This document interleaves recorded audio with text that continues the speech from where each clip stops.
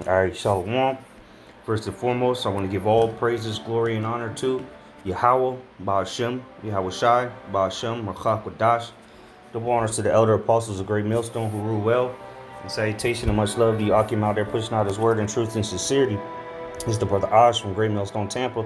Back with another video. Just want to do real quick concerning power over nature. All right, or spiritual power, so to say, that the Lord is going to bestow upon us. All right, Lord's will be those men. All right, and we're just going to get straight into the scriptures because this has happened before and it's going to happen again. That Yahweh Shai did these miracles, all right, and his disciples did as well. Okay, so let's go to let's start in John chapter 14 and verse 12. It says, "Verily, verily, I say unto you, he that believeth on me, the works that I do shall he do also, and greater works than these shall he do, because I go unto my Father." Right. So the Lord promised that if we believe on him and truly, sincerely, okay, show that faith, then we're going to do the same works he did in greater works. All right.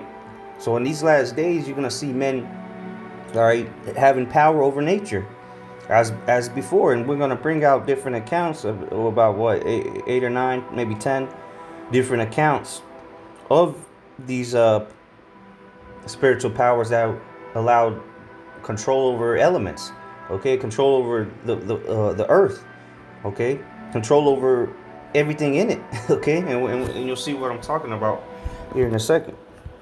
All right, let's go to John 21 and 25, because you got to remember, the Lord did much more works than are recorded. This is John 21 and 25. It says, "And there are also many other things which Yahushua did, the which if they should be written every one, I suppose that even the world itself could not contain the books that should be written." Amen. All right, so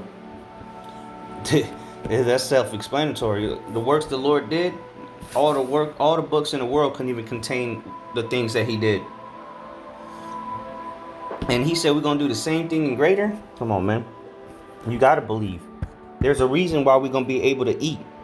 All right. There's a reason why we're able to be rejoicing while everybody else is mourning and starving to death. All right. Let's get that real quick in Isaiah. And then I'll go into the examples. Isaiah 65. This is Isaiah 65 and 13 says, "Therefore thus saith the Lord Yahweh, behold, my servant shall eat, but ye shall be hungry. Behold, my servant shall drink, but ye shall be thirsty. Behold, my servant shall rejoice, but ye shall be ashamed. Behold, my servant shall sing for joy of heart, but ye shall cry for sorrow of heart, and shall howl for vexation of spirit." There you go, man. So the Lord's going to be providing in many different ways. And one of those ways is the power over nature.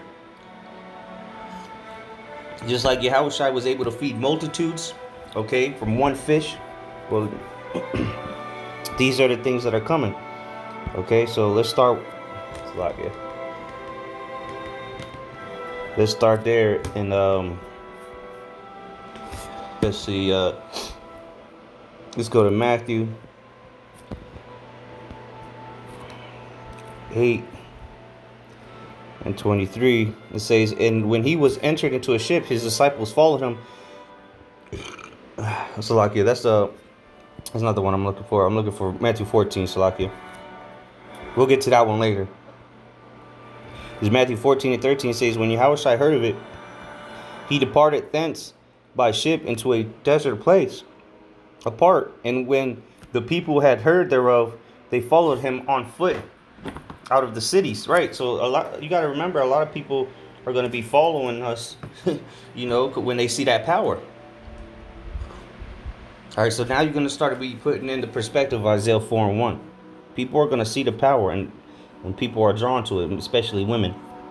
Verse 14 says, And Yahushua went forth and saw a great multitude and was moved with compassion toward them, and he healed their sick. And there goes another spiritual power. And when it was evening, his disciples came unto him, saying, This is a desert place, and the time is now past. Send the multitude away, that they may go into the villages and buy themselves victuals. And Yahushua said unto them, they need not depart, give ye them to eat. And they say unto him, we have here but 5 loaves and 2 fishes. How we gonna? That's so they're like, man, how we gonna feed? You know, the disciples they're thinking, how we gonna feed this great multitude with 5 pieces of bread and 2 fishes?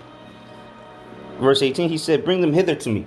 And he commanded the multitude to sit down on the grass, and took the 5 loaves and the 2 fishes, and looking up to heaven, he blessed and brake, and gave the loaves to his disciples, and the disciples to the multitude. And they did all eat and were filled, and they took up the fragments that remained, 12 baskets full. So they started with 5 loaves and 2 fish, and ended up with 12 baskets full of leftovers. That's power over nature, man. Okay. Verse 21, and they that had eaten were about 5,000 men, beside women and children. There you go, man. Let's get another account when he did the same thing again. All right, we'll go to Luke this time. You know, spread it across the Gospels. Let's go to Luke 8. And this is Acts. This is Luke 8:1. It says, and it came to pass afterward that he went throughout every city and village, preaching and showing the glad tidings of the kingdom of the Most High, and the 12 were with him. And a certain woman which had been healed of evil spirits and infirmities, Mary called Magdalene, of whom went 7 devils, and Joanna the wife of Chuza, Herod's steward, and Susanna, and many others which ministered unto him of their substance. And when much people were gathered together, and were come to him out of every city, he spake by a parable. Wait, is this it? It's Salakia. It's supposed to be Mark 8. I was about to say. All right, Mark 8. Yeah, Mark 8. Here it is. Mark 8:1. In those days, the multitude being very great, and having nothing to eat.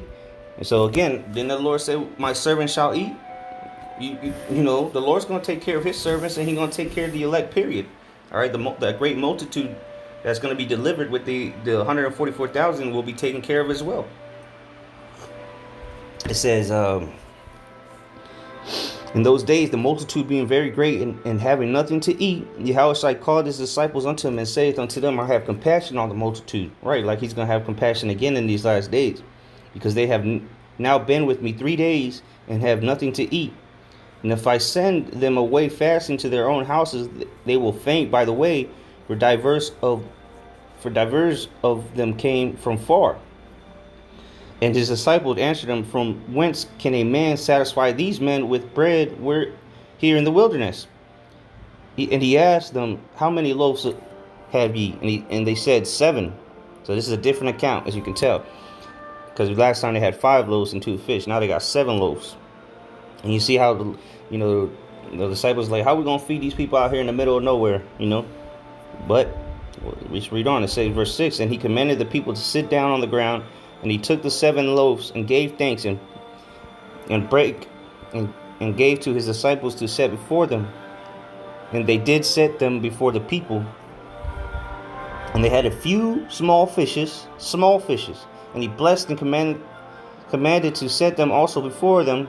So they did eat and were filled. So everybody got full, okay? Everybody ate. And they took up the broken meat that was left, 7 baskets.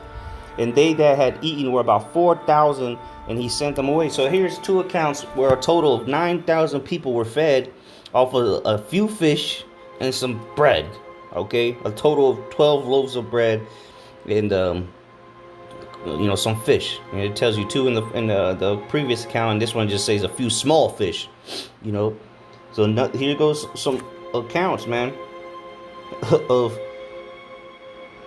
just being able to manipulate animals and bread, wheat, just multiplying it. And you got that account in I believe it was Elijah that kept it was what was it, the oil that just kept pouring and never ran out.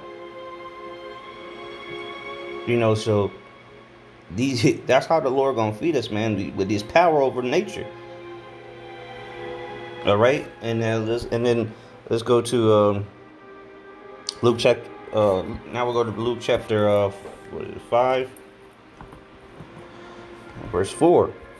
It says, Now when he had left speaking, he said unto Simon, launch out into the deep and let down your nets for a draught. And Simon answering said unto him, Master, we have toiled all the night and have taken nothing. Nevertheless, at thy word, I will let down the net. See, and that's the kind of faith you have to have. Here it is, Peter had been working all night, didn't catch nothing. Now one fish. It says in verse 6, and when they had done this, and when they had this done, they enclosed a great multitude of fishes, and their net broke. So there were so many fish that the damn net couldn't even hold them. That's see, anything is possible with the Most High, man. Anything is possible with Yahweh Ba'ashim Yahushai. They went from not catching nothing to catching so much that the net couldn't even hold it. Verse 7, and they beckoned unto their partners which were in the other ship, that they should come and help them, and they came and filled both the ships, so that they began to sink. So that's how many damn fish they were catching, man. And that's power, again, that's power over nature. Just had a fish just mindlessly swim into them nets. Verse 8, when Simon Peter saw it, he fell down at Yahushua's knees, saying, depart from me, for I am a sinful man, O Lord. See, that's like that showed humility. Okay, this is King David we're talking about here. For he was astonished, and all that were with him, at the draught of the fishes which they had taken. You know, that's pretty much the point right there, man. You know, it goes into how James and John were those partners. Yeah, the sons of Zebedee. But let's go to another account in John of the same manner of scenario. All right, let's go to John 21. And it says, and after these things, Yahushua showed himself again to the disciples at the Sea of Tiberias, and on this wise showed he himself. There were together Simon Peter and Thomas, called Didymus, which is a twin, and Nathanael of Cana in Galilee, which is I believe that's Bartholomew, and the sons of Zebedee, which was John and James, and two other of his disciples. Simon Peter saith unto them, I go a fishing. They say unto him, we also go with thee. They went forth and entered into a ship immediately, and that night they caught nothing. So again, man, it's gonna seem like that at times. In the time of Jacob's trouble, it's gonna seem a dire situation, right? Man, how we gonna eat? You know, the people might be asking, how we gonna eat?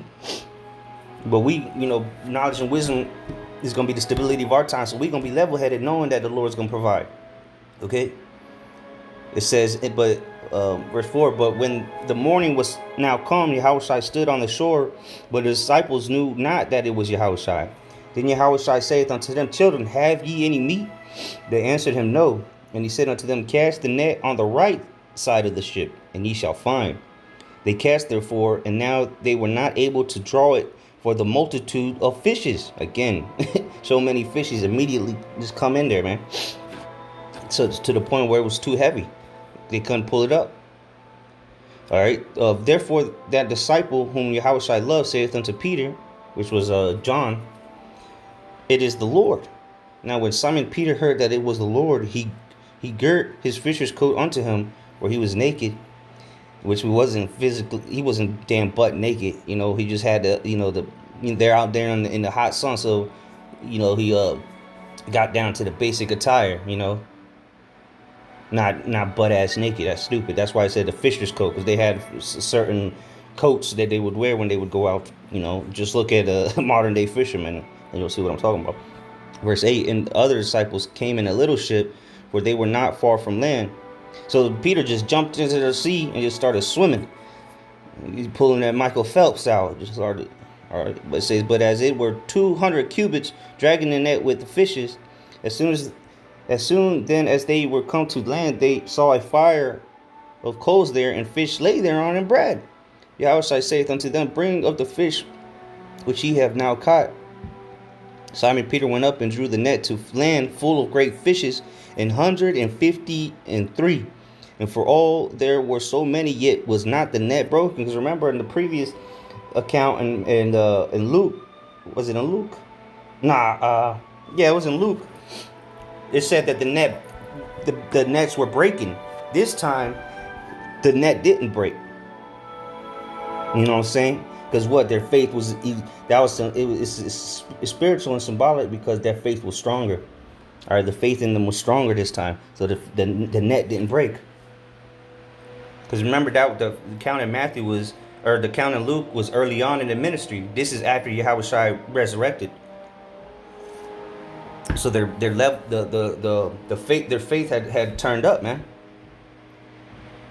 All right, so let's just get a couple more precepts here to just go in on control over nature. So we'll go to Matthew again. This one we're going to talk about the weather, the elements. Matthew 8. This is Matthew 8 now. Matthew 8 and 23. And the reason when he was entered into a ship, his disciples followed him. And behold, there arose a great tempest in the sea, which is a storm, in the sea, insomuch that the ship was covered with the waves. But he was asleep. So, just watch what's the show? There's a show with the fisherman, the largest catch, deadliest catch. And you just see how crazy them waves get. The water's coming in on the ship. Oh, it gets bad, man. It gets scary. All right, verse 25. And his disciples came to him and awoke him, saying, Lord, save us, we perish. And he saith unto them, and again, this is early on in the ministry, why are ye fearful, O ye of little faith? And now our faith is so much more now in these last days, because we haven't even actually in this lifetime walked with the Lord. They were walking with the Lord, The Lord said, blessed is he that believeth without seeing, roughly paraphrasing. It says, then he arose and rebuked the winds and the sea, and there was a great calm. So he rebuked the wind. He rebuked the waters, elements, the winds, okay? The storm. And there was a great calm. So the storm just went away. But the men marveled, saying, what manner of man is this, that even the winds and the sea obey him? And that's the power we're going to have. People are going to be like, what manner of person is this? When they see something like that. Imagine seeing that. You in the middle of a storm, everybody freaking out. Oh my God, what are we going to do? Because people that the Lord's will, they're going to be following us. They're not going to be on the same level of faith on us. So there's going to be situations where they're like, oh my God, they're freaking out, looking at you for the answers. What do we do?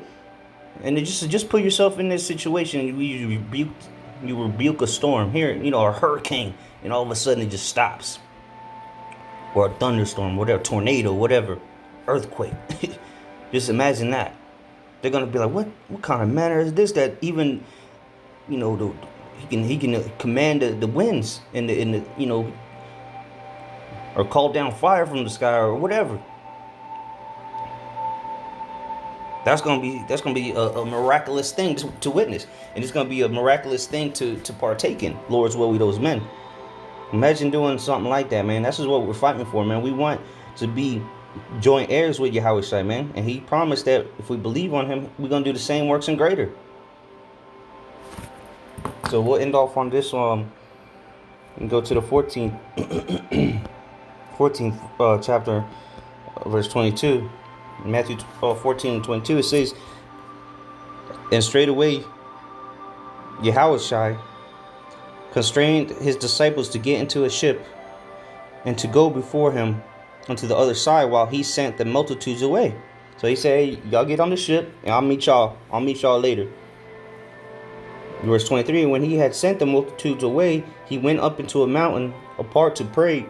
And when the evening was come, he was there alone, where the ship was now in the midst of the sea, tossed with waves, for the wind was contrary. So the winds were coming contrary to where they were trying to go. Getting smacked with waves, not going nowhere. It's in the middle of the sea. And verse 25, and in the fourth watch of the night, Yahushua went unto them, walking on the sea. Imagine that, man. You're in the middle of a sea or a lake or whatever, and you see somebody walking towards the boat. Man, people would freak the hell out. People would fall to their knees, man. You best believe that. I'm telling you, we talked about this at camp a couple while back, a month or two ago. When people start seeing these miracles, they're gonna be afraid. People will be afraid because this has never been seen. They see this is promoted as science fiction and Hollywood action movies and superhero movies. You're gonna see this in real life, and it's gonna be very shocking to the majority of people. Even to us, when we first see it, we're gonna be in shock. But our faith is gonna be on such a high level, it's not really gonna phase us. Honestly, we would expect to do these things. We're just waiting on them. All right. Where was I?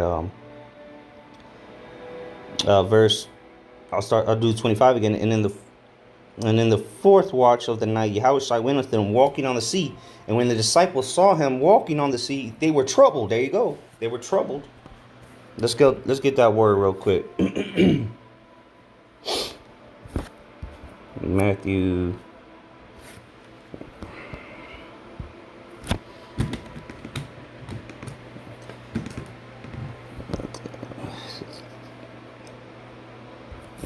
Let's see what it says here. We're troubled. Tarasso. To agitate, trouble. To cause one inward commotion. Take away calmness, disturb his equanimity. To disquiet, make restless, stir up. To render anxious or distressed. To perplex the mind of one by... So you're going to... pretty much a mind fuck. You're going to be befuddled. You don't know what the hell is going on. You see somebody walking on the water, man. You imagine that? See, people make mockery of it nowadays. Make light of it. But it's going to happen. You're going to see people running across a lake. Watch. Like, what was it? The cartoon, The Incredibles. The little kid that could run super fast, he could just run right over the water. Well, if the Lord could walk on water, what makes you think you ain't gonna see brothers running across the water, man? We're gonna be, hey, the Lord will, we get those powers soon, we're gonna have fun with it, man. And let's not even get started on flying through the air. You think people are gonna be troubled when they see people walking on water? Imagine when they see people flying. You thought that was a science fiction. When it becomes reality, because that's power over nature. Because you're manipulating the water for you to be able to walk on it. I can't give you a scientific explanation. We don't need a scientific explanation. We go off of faith, but we do know it's possible. However it's done, manipulating the molecules in the water to come together to make the water solid, or whatever the case may be, it's faith that's gonna get it done at the end of the day. Okay. We don't need an explanation. We don't need to explain why we're going to be able to walk on water or fly through the air. That's an easy thing for the Lord to have us do. It says, and when the disciples saw him walking on the sea, they were troubled, saying, it is a spirit. And they cried out for fear. So they were in fear. Again, people are going to be shook when they see the miracles of the Lord, man. Because again, it's all about Yahweh Shem Yahushai. When the Lord allows us to start doing these things, we're gonna always first and foremost give all praises and glory and honor to Yahweh Shem Yahushai when people ask about these things. Okay, when they see these things. Verse 27. But straightway Yahushai spake unto them, saying, be of good cheer, it is I, be not afraid. And Peter answered him and said, Lord, if it be thou, bid me come unto thee on the water. And he said, come. And when Peter was come out of the ship, he walked on the water to go to Yahushua. So there you go, man. Even Peter walked on water. And again, this is verse 30. But when he saw the wind boisterous, he was afraid and began to sink. He cried, saying, Lord, save me. See, so he got afraid because the boisterous winds, which is symbolic for the tribulation that's going to come, and the adversity, all these things that are going to come against us. You can't lose faith. But even if you have a moment of doubt, Yahushua will be there for you either way. But this time, like I said earlier, our faith is going to be on a whole nother level. See, these things were written for our learning. Now the Lord's going to increase us to a whole nother level, And again, this is before Yahushua resurrected and the Holy Spirit came upon the disciples. So they became on a whole nother level even back then. Verse 31, immediately Yahweh stretched forth his hand and caught him. See, he was there to catch him, and said unto him, O thou of little faith, wherefore didst thou doubt? Right, because you were here it is, you're walking on water. Why you doubting? You know? And when they were come into the ship, so he picked them up, and they continued to walk back to the ship. And when they were coming to the ship, the wind ceased, so the wind stopped. Then they that were in the ship came and worshipped him. Oh, I thought we weren't supposed to worship Yahweh Shai. Cut, Sakari. Saying, of a truth, thou art the Son of the Most High. There you go, man. And people are going to be reverencing us when they see us do these things. And we're going to tell them, hey, don't worship us. Worship Yahweh Ba'ashem Yahweh Shai, who allows us to do these things. Okay. So, that's it pretty much I wanted to bring out. I mean, I could have went into some more, but that'll do. Let's get to the point across for the power over nature. So expect these things to happen very soon. Have faith. If you don't believe, you won't receive. With that, shalom.